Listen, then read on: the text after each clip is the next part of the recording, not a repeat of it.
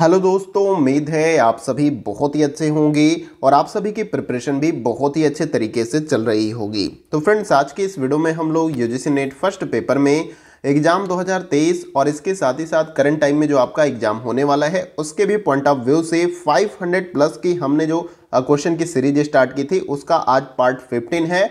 और ये सारे क्वेश्चन प्रीवियस ईयर से लिए गए हैं। 2021 के बाद से जितने भी आपके अलग अलग मल्टीपल शिफ्ट में पेपर हुए हैं वहां से क्वेश्चन आपको देखने को मिल जाएंगे।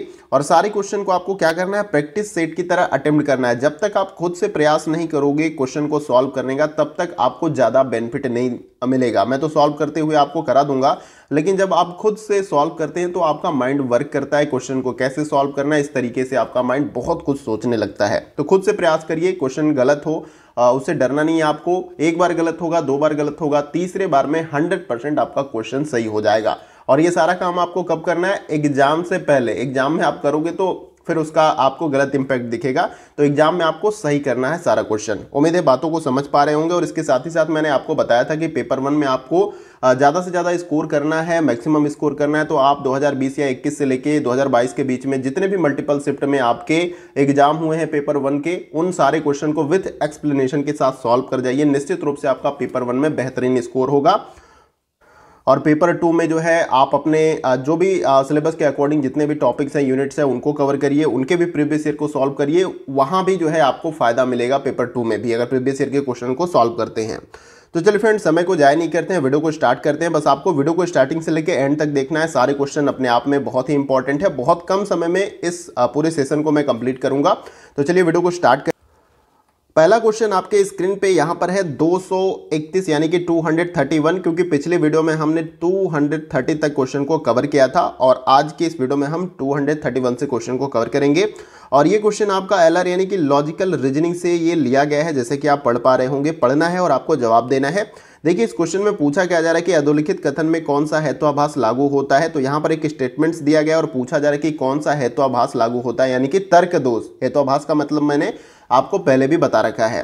देखिए, किसी ने ऐसा प्रमाणित नहीं किया है कि चुने हुए पदाधिकारियों का अनैतिक व्यवहार जन नैतिकता का क्षरण करती है। फलस्वरूप हम निष्कर्ष पर पहुंचते हैं कि इस तरह का व्यवहार जन नैतिकता का क्षरण नहीं करता है। अब इन चारों विकल्पों में से आपको बताने का प्रयास करना है कि कौन सा हेत्वाभास यहाँ पर लागू होता है, दबाव के चलते या दया भाव के चलते या अज्ञान के चलते या जनहित के चलते। अब देखिए, यहां पर इस क्वेश्चन का जो हमारा राइट आंसर हो जाएगा वो है आपका option number C right answer हो जाएगा। यहां पर अज्ञान के चलते जो है यहां पर जन नैतिकता का क्षरण नहीं करता है। ये आपको याद रखना है। इस स्टेटमेंट्स में आपसे यही पूछा गया था कि कौन सा हेत्वाभास यहां पर लागू होता है। तो अज्ञान के चलते, जिसको अनभिज्ञता तर्क दोष भी कहा जाता है। अनभिज्ञता तर्क दोष या हेत्वाभास आप जो भी कह लीजिए। उम्मीद करता हूं क्वेश्चन आपको क्लियर हुआ होगा और राइट आंसर भी आप सभी ने ऑप्शन सी कमेंट बॉक्स में बताया होगा। आइए अगला क्वेश्चन देखते हैं। अगला क्वेश्चन हमारा है क्वेश्चन नंबर 232 और ये क्वेश्चन आपका रिसर्च एप्टीट्यूड से यहां पर लिया गया है। देखिए, इसमें पूछा जा रहा है कि नीचे दी गई शोध विधियों में कौन सी विधि परिकल्पना परीक्षण प्रक्रिया इष्टतम रूप में वाह चरों की भूमिका को सुरक्षित करती है। ये आपको इन चारों विकल्पों में से बताने का प्रयास करना है कि कौन सी शोध विधि जो है यहां पर परिकल्पना परीक्षण प्रक्रिया इष्टतम रूप से वाह चरों की भूमिका को सुरक्षित करती है। ये आपको बताना है। पहला ऑप्शन है आपका कार्योत्तर प्रणाली, बी ऑप्शन है प्रयोगात्मक विधि, सी ऑप्शन है आपका ऐतिहासिक विधि और डी ऑप्शन है आपका विवरणात्मक सर्वेक्षण विधि। तो दोस्तों, इसका राइट आंसर आप कमेंट बॉक्स में दीजिए। यहाँ पर हर एक प्रश्न को आपको ईमानदारी से अटेम्प्ट करना है। देखिए, यहाँ पर इस क्वेश्चन का जो हमारा राइट आंसर हो जाएगा वो है आपका option number B experimental method यानी कि प्रयोगात्मक विधि। यहाँ पर आपका राइट आंसर हो जाएगा। देखिए, याद रखना है, प्रयोगात्मक शोध वैज्ञानिक शोध की भांति क्रमबद्ध, संक्षिप्त एवं सशक्त आपका होता है और यह परिकल्पना, अभिकल्प, उपकरण तथा चरों के जोड़ तोड़ से मिलकर बना होता है। यह सांख्यिकीय आंकड़ों पर आपका निर्भर होता है तथा इस प्रकार के शोध में वातावरण नियंत्रित होता है। इसलिए यहां पर इस क्वेश्चन का आपका राइट आंसर क्या हो जाएगा, प्रयोगात्मक विधि यानी कि एक्सपेरिमेंटल मेथड, यानी ऑप्शन बी यहां पर राइट आंसर है। अगर आपने ऑप्शन बी राइट आंसर बताया तो ये आपका सही आंसर हो जाएगा। आइए अगले क्वेश्चन को देखते हैं। अगला क्वेश्चन हमारा है क्वेश्चन नंबर 233 और ये क्वेश्चन आपका आईसीटी वाले यूनिट से यहां पर लिया गया है, ICT information and communication technology. देखिए यहाँ पर पूछा गया जा रहा है कि स्मृति भंडारण की क्षमता की दृष्टि से सबसे बड़े से सबसे छोटे कंप्यूटर मेमोरी के सही क्रम की पहचान करें। देखिए इस तरह का क्वेश्चन मैंने पीछे भी आपको कराया है, लेकिन ऐसा नहीं कि वहां पर आपको शिफ्ट में पूछा गया, तो ऐसे क्वेश्चन आपको अलग अलग शिफ्टों में देखने को मिल जाएगा। जैसे मेमोरी के टाइप्स दे दिए जाएंगे, उनका क्रम आपसे लगाने को कह दिया जाएगा, यानी कि घटते से बढ़ते क्रम में या बढ़ते से घटते क्रम में, इस तरीके से। तो ऐसे ही यहाँ पर आपसे बोला जा रहा है कि सबसे छोटे कंप्यूटर मेमोरी के सही क्रम की पहचान आपको करना है, सबसे बड़े से सबसे छोटे। अब यहाँ पर मेमोरी के टाइप्स दे दिए गए, इनको आपको देख लेना है। नीचे दिए गए इन 4 विकल्पों में से आपको कमेंट बॉक्स में अपना राइट आंसर बताना है। तो आइए हम इसे क्रम से लगा लेते हैं और आप भी इसे क्रम से जरूर लगा लीजिए। देखिए यहाँ पर आपका, तो यहाँ पर सबसे पहले आपका हार्ड डिस्क हो जाएगा। ये जो है आपका सबसे बड़े से छोटे के क्रम में लगाना, तो ये पहले नंबर पे आपका आ जाएगा। फिर उसके बाद से दूसरे नंबर पे आपका क्या आ जाएगा, रैम आ जाएगा यहाँ पर। और तीसरे नंबर पे आपका क्या आ जाएगा, तीसरे नंबर पे यहाँ पर आपका कैश मेमोरी आ जाएगा। और चौथे नंबर पे आपका यहाँ पर रजिस्टर आ जाएगा। ये आपको याद रखना है। तो ये क्रम आपका हो जाएगा। तो आपको देख लेना है, पहला यानी कि तीसरे नंबर पे इस तरीके से क्रम बन जाएगा। ये आपका पहले नंबर पे हो जाएगा, फिर उसके बाद दूसरे नंबर पे आपका दूसरा ये आ जाएगा, फिर तीसरे नंबर पे आपका आ जाएगा पहला, और फिर चौथे नंबर पे आपका आ जाएगा चौथा, इस तरीके से। तो ये देख लीजिए तीसरा, दूसरा, पहला और चौथे का क्रम किस में है, तो ऑप्शन डी में है। देखिए यहाँ पर 2 बस ही लिख दिया गया है, ये टाइप में मिस्टेक है। ये 3 नंबर आपका हो जाएगा, इसको आप सही कर लीजिएगा, बाकी ये आपका पूरा सही हो जाएगा। तो ऑप्शन डी यहाँ पर आपका राइट आंसर हो जाएगा। सबसे बड़े से सबसे छोटे की दृष्टि से ये जो है आपका कंप्यूटर मेमोरी का सही क्रम है। हार्ड डिस्क हो जाएगा, फिर उसके बाद से रैम, कैश मेमोरी, रजिस्टर। ऐसे क्वेश्चन मैंने आपको पहले भी करा रखा है। तो ऑप्शन डी यहाँ पर राइट आंसर हो जाएगा। आइए अगला क्वेश्चन देखते हैं। अगला क्वेश्चन हमारा है क्वेश्चन नंबर 234, और ये क्वेश्चन आपका पीडी वाले यूनिट से लिया गया है, यहाँ पर पीपल डेवलपमेंट एंड एनवायरनमेंट। देखिए इसमें पूछा क्या जा रहा है आपका कि समुद्री जल के खारेपन के लिए इसमें आकार मिलने वाले विभिन्न नदियों द्वारा निक्षेपित खनिजों और लवणों को उत्तरदायी माना जा सकता है, तथापि नदियों का जल खारा नहीं होता क्योंकि। अब देखिए समुद्र का पानी खारा होता है, उसका मेन कारण ये बताया जा रहा है कि नदी के द्वारा जो खनिज लवण है वो समुद्रों में जो है निक्षेपित कर दिया जाता है, जिसके वजह से महासागर या समुद्रों का पानी क्या होता है, लवणीय यानी कि खारा होता है। लेकिन नदियों का जल खारा नहीं होता, ये आपसे पूछा जा रहा है क्यों नहीं होता है। पहला ऑप्शन सही है, बी ऑप्शन सही है, सी ऑप्शन सही है, डी ऑप्शन सही है, ये आपको कमेंट बॉक्स में बताना है। देखिए यहाँ पर इस क्वेश्चन का जो हमारा राइट आंसर हो जाएगा वो है आपका ऑप्शन नंबर सी, यहाँ पर राइट आंसर हो जाएगा। नदी जल वर्षा से आपूरित हो जाती है, जिसके वजह से जो है नदी का पानी जो है आपका क्या होता है, खारा नहीं होता है। ऐसे मतलब बहुत सारे छोटे बच्चे सोचते हैं, मुझसे भी कई सारे क्वेश्चन कि अगर समुद्र का पानी खारा है तो नदी का पानी खारा क्यों नहीं होता है। तो खारेपन का कारण तो मैंने आपको बता ही दिया कि ओशियन या महासागर का पानी क्यों खारा होता है, क्योंकि नदियों के द्वारा जो खनिज लवण होते हैं वो महासागरों में निक्षेपित किए जाते हैं, जिसके वजह से उसमें सॉल्टनेस बढ़ जाती है।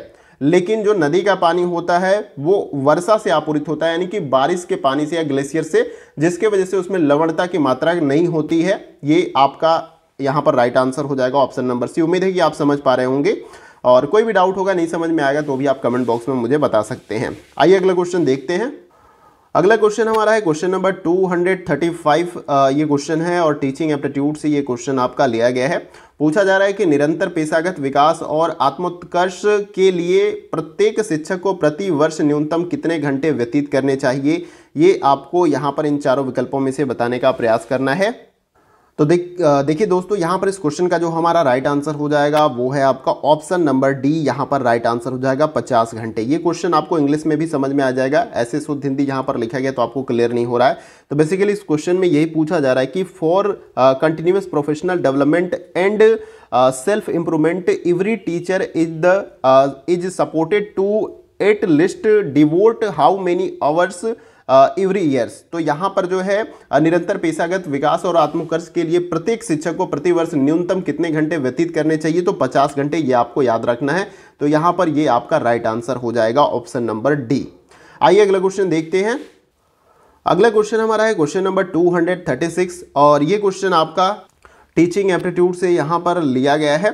देखिए इसमें पूछा गया जा रहा है कि दिए गए शिक्षण विधियों को स्पेक्ट्रम से कथोपकथन लिखा गया, यहाँ पर संवाद किन्हें कहते हैं उसकी पहचान करें।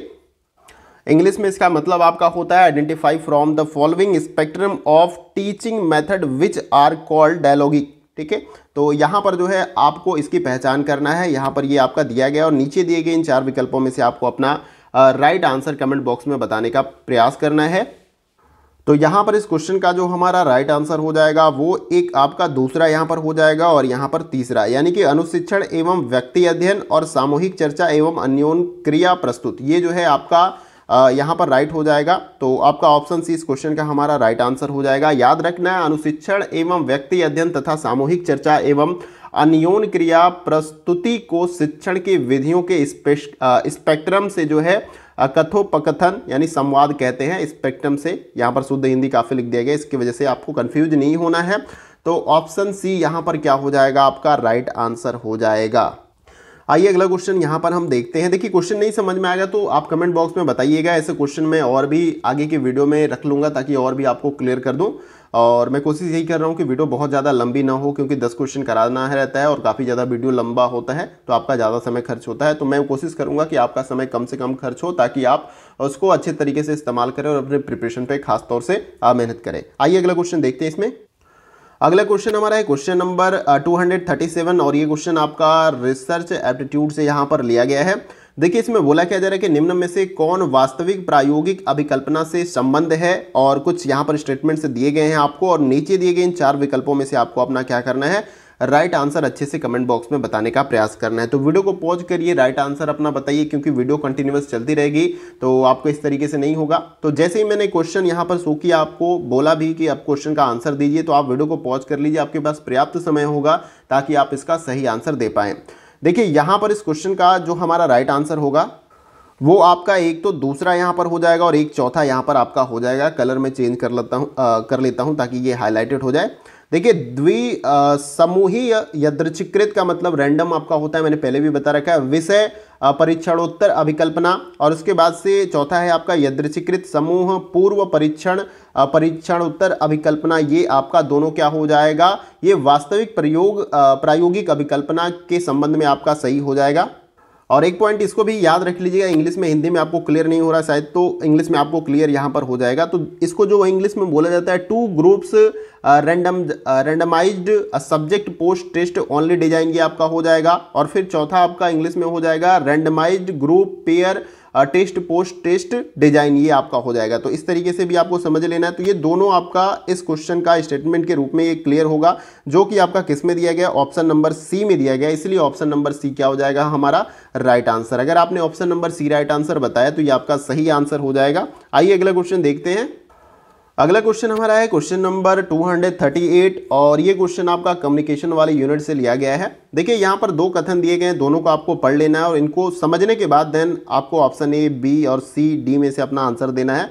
जैसा कि मैंने बताया, वीडियो को पॉज करिए, क्वेश्चन को पढ़िए, देन उसके बाद से राइट आंसर कमेंट बॉक्स में देने का प्रयास करिए। देखिए स्टेटमेंट 1 में दिया जा रहा है कि समाज संवाद प्रक्रिया को साकार करने में मुख्य भूमिका का निर्वहन करता है।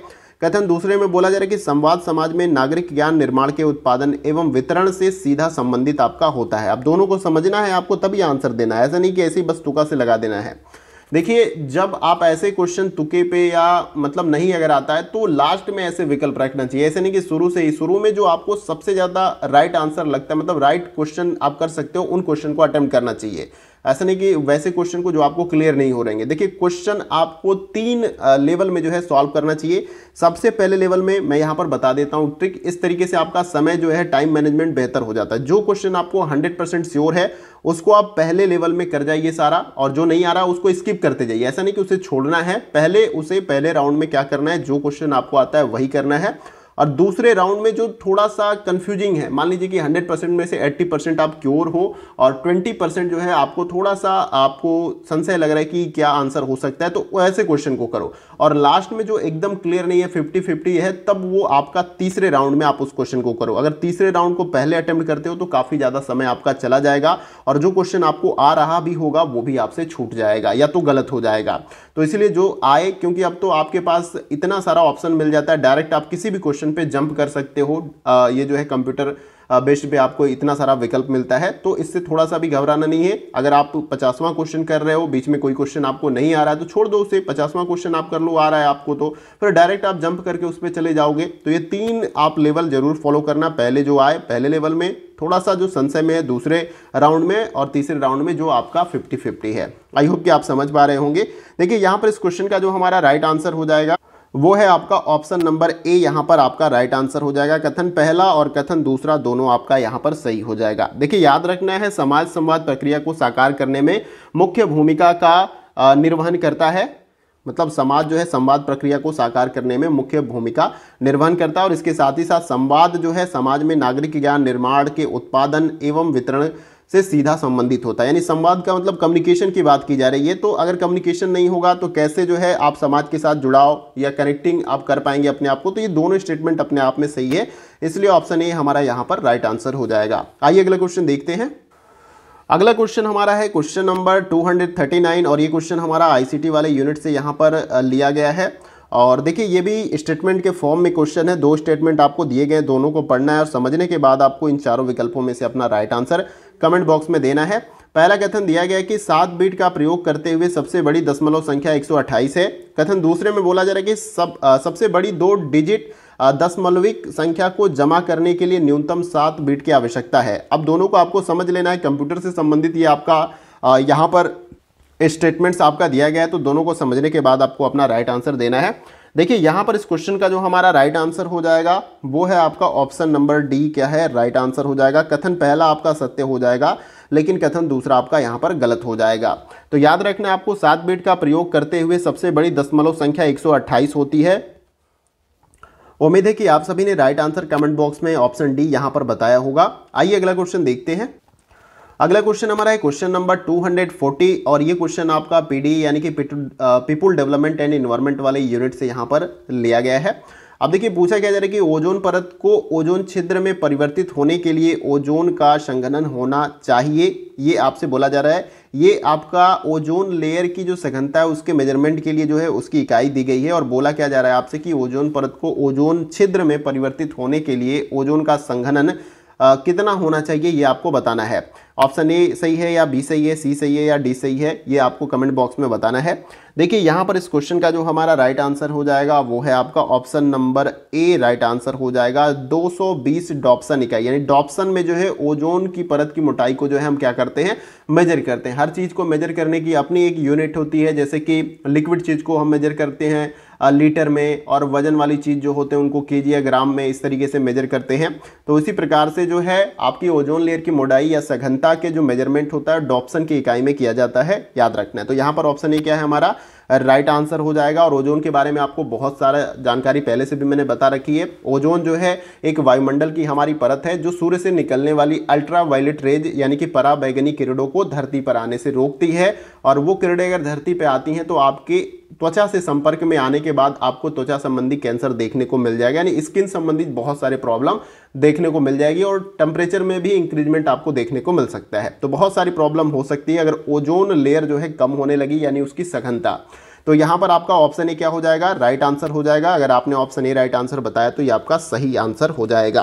तो यहाँ पर आज का सेशन हमारा कंप्लीट होता है, क्योंकि हमने 10 क्वेश्चन कंप्लीट कर लिए, और पहले से मैं थोड़ा सा बेटर ही फील कर रहा हूँ। छाला जो है मुझे 2-3 दिन से परेशान कर रखा था, क्योंकि मुंह में होने के बाद बोलने में दिक्कत होती थी। कल की वीडियो में मैंने आपको बताया था, लेकिन अब थोड़ा सा बेटर है, तो मैं काम कर रहा हूँ आप सभी के लिए। और 2022 वाले क्वेश्चन टाइप हो चुके हैं, कमेंट मुझे आ रहे थे। अब इन्हीं क्वेश्चन पे जो है आपको वीडियो देखने को मिल जाएंगे। और इसके साथ ही साथ किसी क्वेश्चन को लेकर अगर आपको डाउट होता है, देखिए हम तो रोबोट नहीं हैं कि जो एक बार प्रोग्रामिंग कर दी गई और उसी के हिसाब से हम काम कर रहे हैं। ह्यूमन एरर हो सकता है, यानी गलती होने की संभावना है, कुछ मिस्टेक्स भी हो सकती है, कुछ गलती भी। तो अगर आपको पता चलता है तो आपको कमेंट बॉक्स में बताना है, मैं कोशिश करूंगा उसे सॉल्व करने की। ऐसा नहीं कि गलती मैं कह रहा हूँ गलती नहीं हो सकती है, गलती हो सकती है, क्योंकि ह्यूमन गलती कर मतलब मानव जो है गलती कर सकता है, तभी तो वो मानव है, रोबोट नहीं है, क्योंकि उसके अंदर फीलिंग्स, गलतियाँ, ये सारी चीज़ें होती हैं। लेकिन कम करनी है, ऐसा नहीं कि पूरा ही गलत कर देना है। तो उम्मीद है कि ये सेशन आप सभी को पसंद आया होगा, और किसी भी प्रकार का अगर आपको डाउट होता है कमेंट बॉक्स में बताइए। किसी और टॉपिक से अगर आपको वीडियो चाहिए या एग्जाम रिलेटेड आपके कोई भी क्वेरी है तो वो भी आप मुझसे पूछ सकते हैं। और कोई यूनिट आपका क्लियर नहीं हो रहा है, दिक्कत कर रहा है, तो वो भी आप मुझे कमेंट बॉक्स में बता सकते हैं। मुझसे जो भी सहायता बन पाएगा वो मैं आप सभी की सहायता करूँगा। वीडियो कहीं से भी अच्छा लगे तो वीडियो को लाइक करके हमें जो है सपोर्ट करिएगा, क्योंकि हम लोग निस्वार्थ भाव से जो है काम करते हैं। और कुछ नहीं, बस लाइक से क्या होता है, पॉजिटिव मोटिवेशन बना रहता है और हम काम करने के लिए प्रेरित रहते हैं। तो लाइक करिए, शेयर करिए ज़रूरतमंद दोस्तों के साथ, ताकि उनको भी हेल्प मिल सके। और चैनल पे अगर आप नए हैं तो चैनल को सब्सक्राइब करिए, और बगल में ये जो बेल आइकन का बटन होता है उसको आपको प्रेस कर लेना है न्यू वीडियो की नोटिफिकेशन को पाने के लिए। चाहे तो आप अपडेट अगर देखते हैं एग्जाम रिलेटेड हो या कोई भी अपडेट हो हायर एजुकेशन से जुड़ी, उसकी भी जानकारी आप चाहते हो ऑथेंटिक वे में, तो भी आप चैनल को सब्सक्राइब कर सकते हो, या किसी और एग्जाम की प्रिपरेशन करते हैं तो भी आप चैनल को सब्सक्राइब करें। निश्चित रूप से इस चैनल से जो है आपके लाइफ में जो है वैल्यू एनहेंस होगी, बढ़ेगी, ऐसा नहीं कि डाउन होगी। तो आप सब्सक्राइब करके बेल आइकन को प्रेस कर सकते हैं। तो दोस्तों आज के वीडियो में बस इतना ही, फिर मिलते हैं अगली वीडियो में कुछ और इंपॉर्टेंट क्वेश्चन के साथ। तब तक के लिए जय हिंद, जय भारत।